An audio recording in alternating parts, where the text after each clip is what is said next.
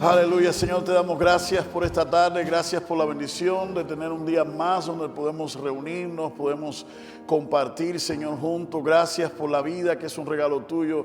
Gracias por este lugar que tú nos permites estar juntos, Señor, para recibir de tu palabra, Señor. Pon en cada uno de nosotros un corazón hacedor de ella y no oidor olvidadizo. Oro por los hermanos que la van a ver ahora, oro por los que la van a ver después en línea, Señor. Y como sabemos que tu palabra es viva, te pedimos que puedas seguir cumpliendo, Señor, el propósito para la que tú lo enviaste. En el nombre de Jesús. Te lo pedimos, Dios, en el nombre poderoso de Jesús. Amén, amén. Amén, bendito sea Dios. Puede sentarse mi hermano y mi hermano. Dile al hermano que tienes cerca, que tienes al lado. Lo que van a decir en esta tarde es para ti y para mí. Y nos va a venir muy bien. Y si te llevas muy bien, y le ves los ojos medio así chinitos y no te estés durmiendo aquí, que esto no es para dormir, esto no es un parque. Díselo. Si te llevas muy bien, si no te llevas así, no le digas nada. Pero présteme unos 20, 25 minutos de su tiempo para compartir esta palabra. Creo que va a ser de bendición para su vida. Busque su Biblia en 2 de Samuel capítulo 24. 2 de Samuel capítulo 24. Vamos a estar leyendo los versos del 10 al 14. 2 de Samuel capítulo 24, versos del 10 al 14. 2 de Samuel 24, versos del 10 al 14. Dígame amén como si hubiese pasado, ya sabe, por Chinatown. Eso, hay alguien que sí pasó. Pero sabemos que alguien pasó por Chinatown. Más nadie pasó por Chinatown. Aunque sea por McDonald's, caballero, vamos. 2 de Samuel 24, vamos a leer a partir del verso 10. Esta es una historia muy interesante, esta historia la pueden contar también en el libro de Crónicas, pero es la historia donde David trata de hacer un censo. Ya David parece que estaba en sus últimos años, estaba en su vejez y un día se le ocurre decir, vamos a hacer un censo, quiero saber cuántos hombres tenemos para pelear por nosotros. Uno de sus generales le dice, el Señor nos ha guardado hasta ahora, no hace falta hacer el censo. Y David se molesta con él y más pudo la palabra de David, que era el rey, que la de su comandante, la de su general, y tomó el censo. Y contó tantos hombres que tenía de a pie. Esta historia es lo que pasa después que David toma el censo. Y presten mucha atención, porque yo estoy seguro que hay más de uno aquí que ha hecho cosas muy buenas, pero con las mejores intenciones, pero definitivamente ha hecho las cosas equivocadas. Présteme mucha atención, empezando por mí, empezando por el pastor. A veces hacemos las cosas con la mejor intención y creemos que son buenas, pero no nos tomamos el tiempo de escuchar al Señor y de escucharnos a nosotros mismos. Y esta es la historia que sigue después que David censó al pueblo. Pero después de haber censado al pueblo, David se sintió muy apesadumbrado y fue a decirle al Señor, he cometido un grave pecado. Te ruego, Señor, que perdones a este siervo tuyo por haber sido tan necio. Al día siguiente, cuando David se levantó, la palabra del Señor vino a Gad, el vidente de David, y le dijo, ve y dile de mi parte a David, yo el Señor te doy a elegir una de 3 cosas. Haré la que tú elijas. Gad fue a ver a David y le dio el mensaje del Señor y le dijo, ¿quieres que haya 7 años de hambre en tu tierra? ¿O prefieres huir de tus enemigos durante 3 meses? ¿O prefieres que haya en tu pueblo 3 días de peste?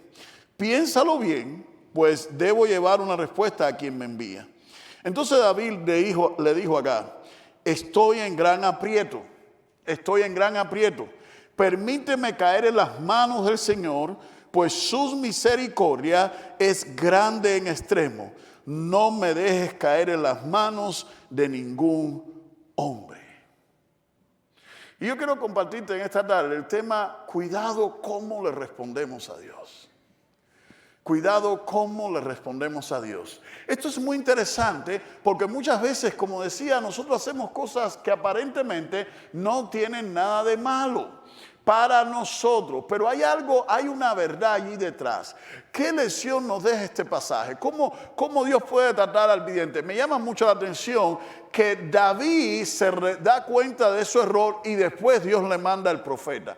Hay personas, hay creyentes que tienen un problema.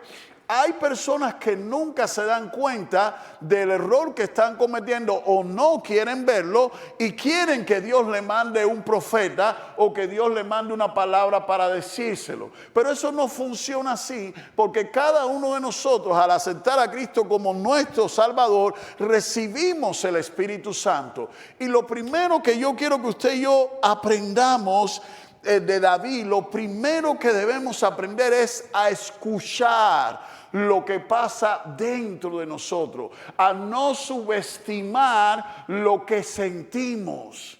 Porque hay muchas veces que sabemos que estamos haciendo algo, que tenemos esa espinita, que no estoy a punto de tomar la decisión correcta, que no lo voy a hacer bien, pero no importa, esto no le hace daño a nadie. ¿Cuántas veces hemos escuchado a creyentes vivir ocultando, esclavos de pecados ocultos, porque asumen que si son ocultos, que si no le hacen nada malo a nadie, eso no tiene por qué ser malo? ¿Cuántas veces hemos caído en esa falacia?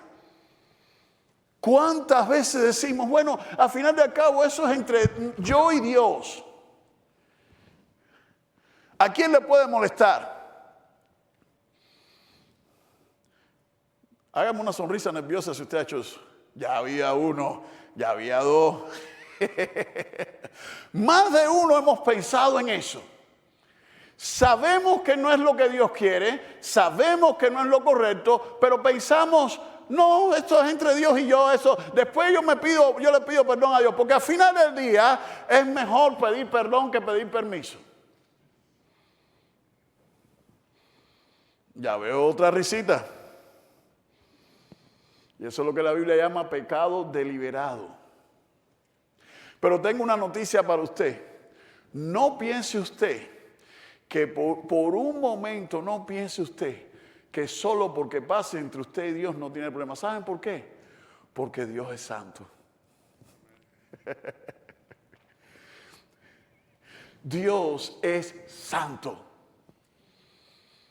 Y la santidad de Dios no se lleva con el pecado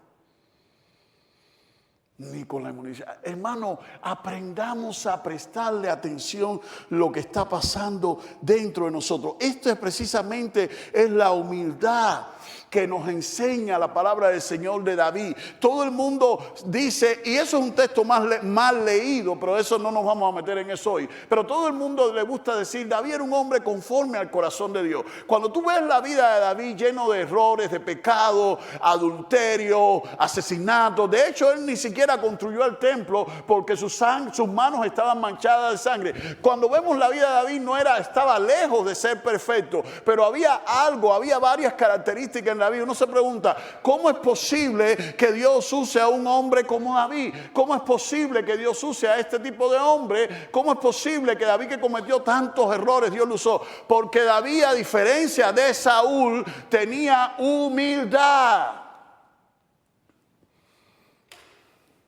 Era humilde para reconocer, este es mi fallo. Yo no tenía que haber hecho este censo. Yo fallé, yo me equivoqué. Hay personas, hay creyentes que no son humildes, que les cuesta reconocer su fallo, usan excusas. Y como siempre les he dicho, las excusas crean hábitos y los hábitos van creando en nosotros un estilo de vida alejado del Señor. El Señor sabe que tengo que hacer esto. El Señor sabe que necesito esto. El Señor sabe que hoy me necesito más ir a trabajar que ir a la iglesia. El Señor sabe y el Señor sabe. Sí, Él lo sabe todo, pero Dios sabe que lo que te bendice, que lo que te edifica, no es el tiempo que tú sacrificas de Él. Lo que más te bendice a ti es estar en su presencia. Humildad. Aprendamos de la humildad de David. Otra de las cosas que David, otra característica, fíjese que dice, David estaba apesadumbrado, se sintió apesadumbrado y fue a decirle al Señor. Hay creyentes que mientras más pecan, más se alejan de Dios. Hay creyentes que ni siquiera tienen la humildad de reconocer el error que tienen, pero más allá aún ni siquiera tienen la humildad para correr a donde está Dios. Dios tiene que correr a donde están ellos.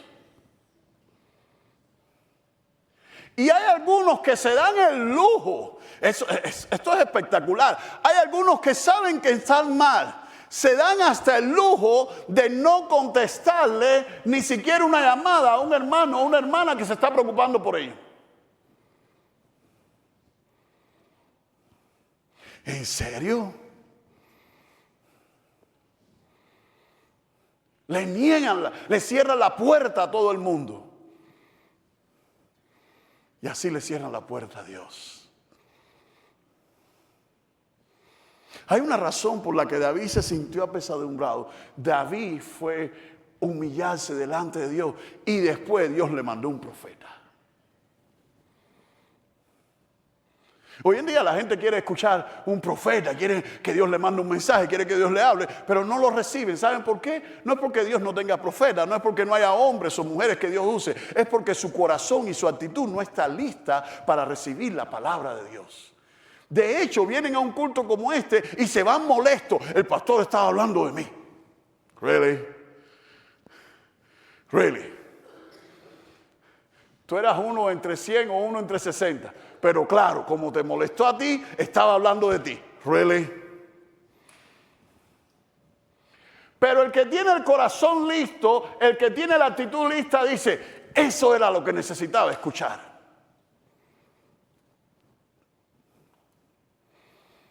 David tuvo humildad. Humildad para reconocer su error y humildad para ir a Dios. Hermano, yo no sé con qué tú estés luchando, pero lo que sí te digo, no te alejes nunca de Dios. Búscale. Búscale con todo tu corazón. Búscale con todas tus fuerzas.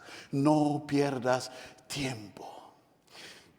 Llegó el profeta. Y el profeta, Dios le dice al profeta, ve y háblale a David y dile estas tres cosas. Es muy interesante estas tres cosas que el profeta le dice. ¿Quieres que haya 7 años de hambre en tu tierra? ¿Quieres huir de tus enemigos durante 3 meses?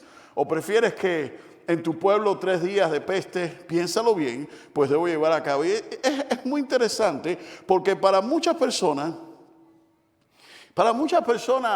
este es un Dios muy radical. Para muchas personas este es un Dios muy radical, muy malo. Un Dios que castiga. ¿Cómo es posible? Si toda la vida hemos escuchado que Dios es amor, toda la vida hemos escuchado que Dios nos ama. ¿Cómo es posible que este Dios solamente le esté dando a David la opción de qué castigo va a recibir? El problema no se trata del castigo, el problema se trata de nuestra relación con el castigo. ¿Cómo nosotros vemos el castigo? ¿Por qué lo vemos el castigo de esa manera? Hay un texto bastante que nos aclara bastante eso en Hebreos 12, del 10 al 11, y voy a usar la traducción del lenguaje actual porque ese texto nos va a aclarar mucho esto. Cuando éramos niños, nuestros padres nos corregían porque pensaba que eso era lo mejor para nosotros, pero Dios nos corrige.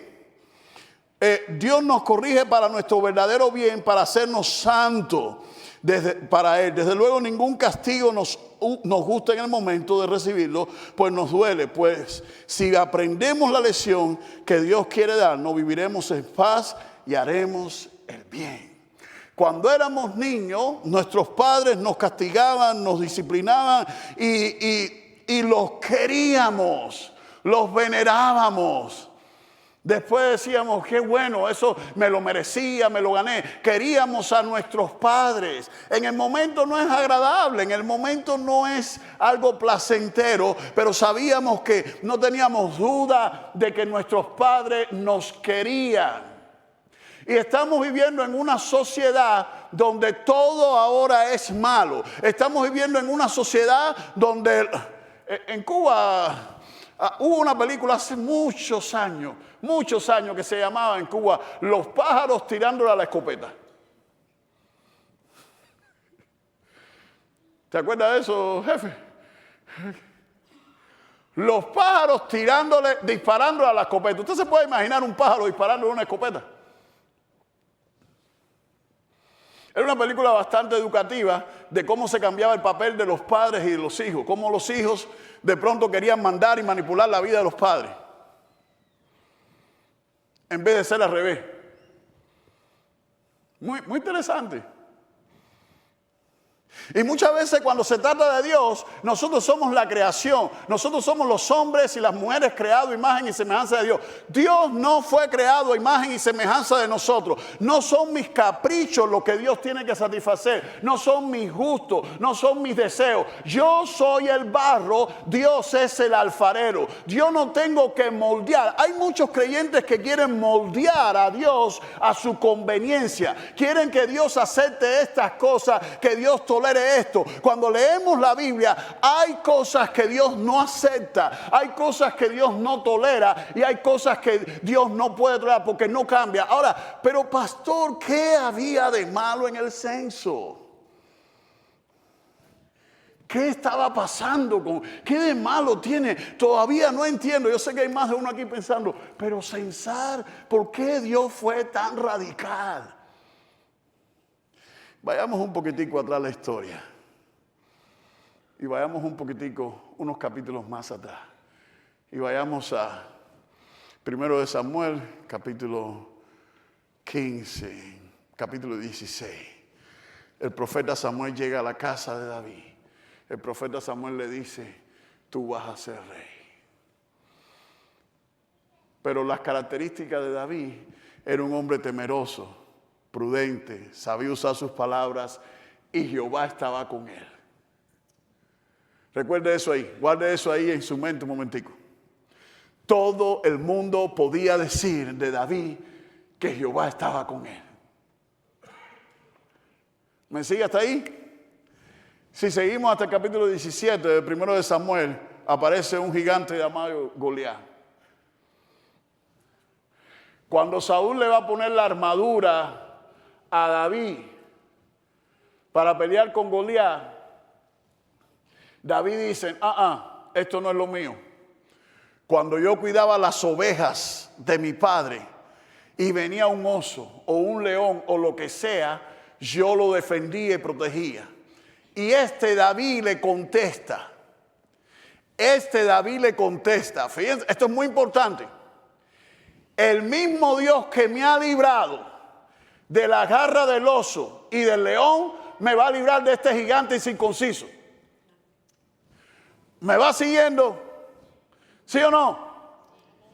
¿Cómo es posible que este hombre que todo el mundo sabía que Jehová estaba con él, cómo es posible que este hombre que todo el mundo sabía que estaba dispuesto a pelear con los recursos de Dios más que con los recursos de los hombres, ahora este hombre empieza a buscar un censo para ver quién podía pelear por él? ¿Qué pasó con el David que confiaba en Dios? ¿Qué pasó con el David que no tenía que buscar armaduras humanas? Pero ustedes me conocen, yo soy tan guapo como tan franco. Y por eso voy a bajarlo de la historia y vamos a traerlo aquí. Vamos a traerlo al siglo XXI y vamos a traerlo aquí a Estados Unidos. Vamos a traerlo aquí a Matthew. Vamos a traerlo a nuestra comunidad latina. ¿Qué pasó? ¿Dónde están los creyentes que antes ponían a Dios en primer lugar y buscaban a Dios más que sus trabajos, más que sus negocios, más que sus finanzas? ¿Dónde están los creyentes que antes Dios era lo primero y ahora Dios ha pasado a un segundo plano? Si me da la gana ofrendo, si me da la gana llego a la iglesia, si me da la gana me congrego y cuando pueda hago esto. Es más importante trabajar y buscar 4 pesos. ¿Qué pasó con esos hombres y mujeres que confiaban más en su Dios que en sus recursos?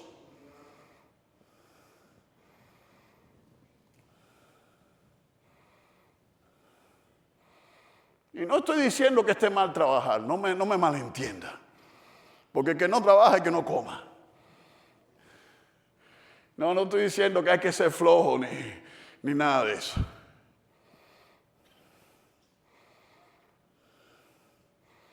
Lo que estoy diciendo, que nunca podemos caer en el error de David. El error de David no fue tanto el censo como la intención que había detrás del censo.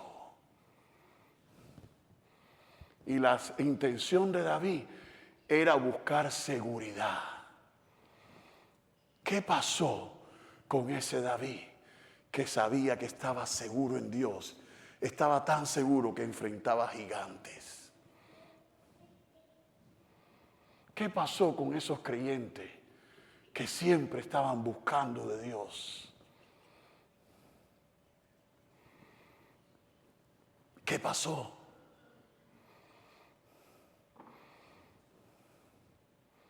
¿Qué nos pasa? ¿Por qué cambiamos nuestra prioridad? Y Dios está mirando. Y Dios dice, ¿qué les pasa? ¿Acaso yo les he fallado? ¿Acaso, David, yo no te he guardado? ¿Quién estuvo contigo, David, cuando Goliat se enfrentó a ti? ¿Quién estuvo, David, cuando estabas huyendo en las cuevas? ¿Quién fue?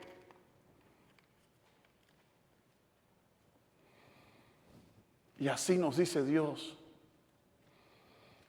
¿Por qué me estás dejando? ¿Quién te buscó? ¿Quién te protegió? ¿Quién te ha guardado hasta ahora? Que hasta trabajas sin papeles. ¿De dónde viene eso? Eso no viene de los políticos, eso no viene de los presidentes. Eso viene directamente de la provisión de Dios.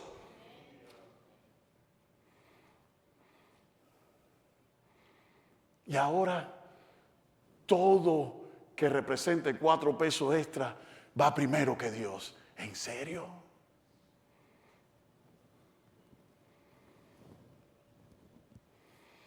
Le dije que yo soy tan guapo como tan franco. Y me tiene que seguir amando porque la Biblia lo manda. Y soy más guapo que Franco. Sí, porque hay gente que se creen feo. Ahí usted sí se cree feo. Yo no me creo feo. ¿Por qué? Hermano, cuando nosotros estemos estudiando, leyendo la palabra, cuando usted lea la palabra siempre diga, ¿qué hay aquí para mí? Porque la Biblia no es para leerla para información, sino para transformación. Y hay muchos creyentes que saben esta historia, pero dicen, eso le pasó a David. Yo no tengo ejército, yo no puedo hacer un censo. No, tú no tienes ejército, tú no necesitas censar a nadie, pero tú pones las 4 pesos que te puede ganar primero que a Dios.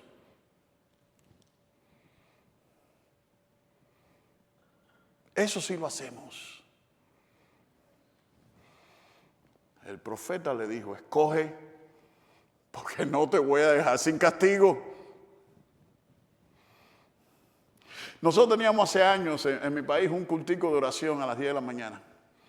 Y había personas que cuando entraban era a las 10 de la mañana. Habían personas que cuando entraban por esa puerta eran porque tenían un problema. Si no, no llegaban. Y les confieso, tengo que confesarme. Aunque yo oraba por el problema y todo, yo decía, Señor, aliviale pero mándale otro. Yo oraba a Dios. Era como el sepulturero. Yo creo que yo oraba como el sepulturero. El sepulturero en el pueblo, había un sepulturero en el pueblo allá de mi hermano que decía, yo no quiero que nadie se muera, pero que el negocio prospere. Si no, no podía ser caja muerto. Yo no quiero que nadie se muera, pero que... Y a veces uno como pastor ve ovejas que si no tienen una situación no buscan a Dios. Si no tienen esto no buscan a Dios. Hermano, por eso hay cosas que usted le pide a Dios que Dios no se la da. Porque Dios sabe que si se la da, usted se va a echar a perder más de lo que está.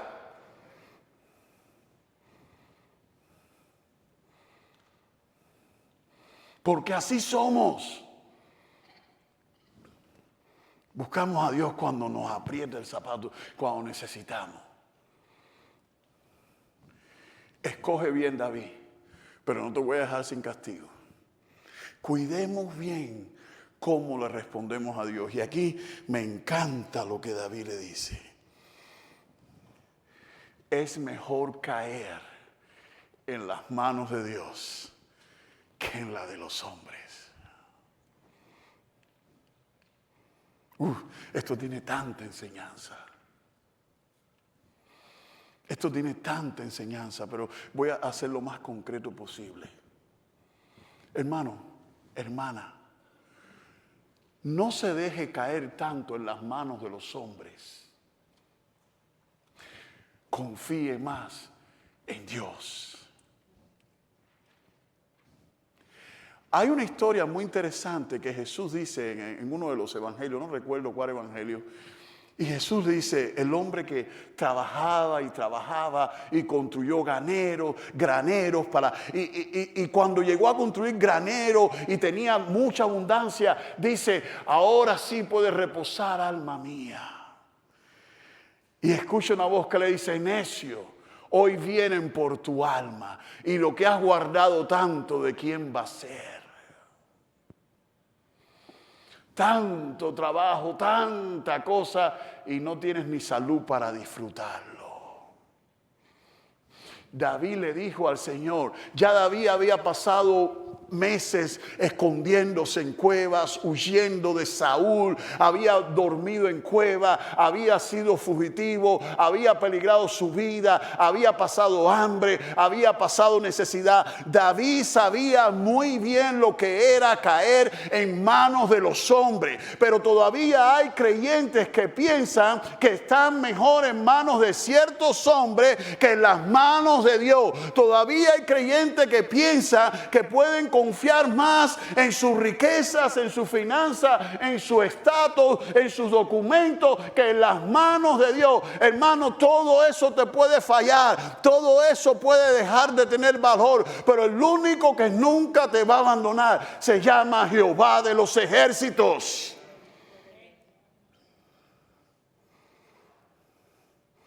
Es mejor caer en las manos de Dios. Hay un cuadro que tengo en mi oficina donde me levanto todas las mañanas a orar y dice, lo primero que debemos hacer en cada día es llevar nuestros problemas a Dios. Es mejor llevárselo a Dios que llevárselo a alguien más. Es mejor, en inglés dice complain. Es mejor quejarse con Dios que quejarse con alguien más. Nosotros como cristianos no podemos y no debemos darnos el lujo de levantarnos a trabajar y ir a un trabajo sin orar primero a Dios. No es correcto, porque la prioridad en nuestra vida, cuando el trabajo nos falle, cuando nos despida, cuando pase cualquier cosa, el único que va a seguir de nuestro lado es nuestro Dios.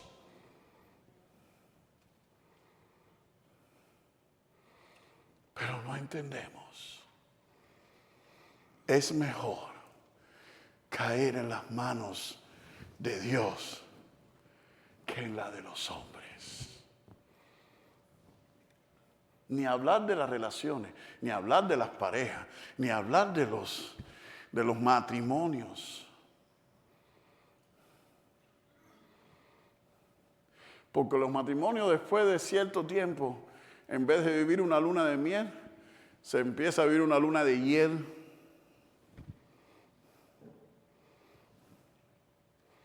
Los hijos, pensamos que toda la vida van a estar para nosotros. Y un día crecen y se van. Nuestros padres, pensamos que los vamos a tener toda la vida. Y cuando menos los esperamos nos dejan.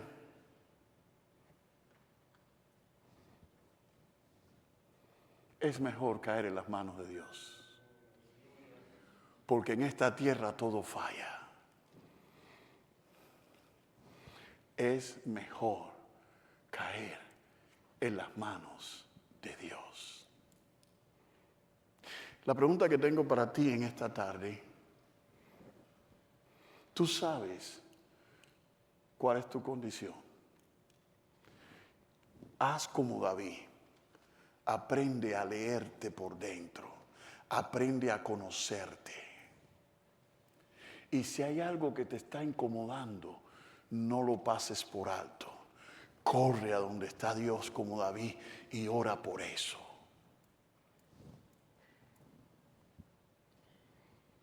¿Usted nunca ha tenido que orar por alguien que le cae gordo?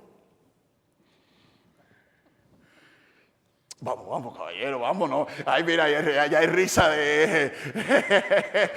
nunca, a ver, nunca usted ha tenido que orar por mí porque yo le caigo gordo por lo que digo. Ore por mí. Yo me acuerdo hace años en mi país, una hermana, y en Cuba somos muy sociables, muy amigables, y nos saludamos de beso y toda la cosa. Había un culto de Santa Cena, y se me acerca una hermana, me ve en la calle antes del culto, y me dice, ven acá, Roda, yo necesito que nos pongamos de acuerdo, necesito pedirte perdón. Y dije, ¿por qué? Porque es que la semana pasada vine al culto, no me saludaste, no me diste mi beso, y me fui molesta. O sea, un beso mío, o sea, un beso mío en mis 20, o sea. Pero lo cierto es que una tontería como esa nos puede enojar. El pastor está ocupado, no puede estar al tanto de todo el mundo. Alguien se te va a escapar. No hay necesidad de hacer drama. Pero esa hermana tuvo el valor de llamarme y decía, yo no quiero tomar la Santa Cena con esa molestia. Vamos a ponernos de acuerdo. Y a veces nosotros algo nos está molestando y lo dejamos. Hermano, escuche qué es lo que está pasando dentro de usted. Piense qué es lo que está pasando dentro de usted. Porque lo que más nos afecta en la vida no es lo que nos pasa a nosotros, sino lo que pasa dentro de nosotros. Pero aún lo que más nos afecta no es lo que nos pasa a nosotros, sino lo que nosotros hacemos con eso.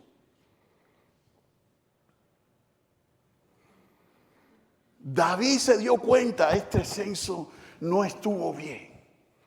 Se humilló y buscó a Dios.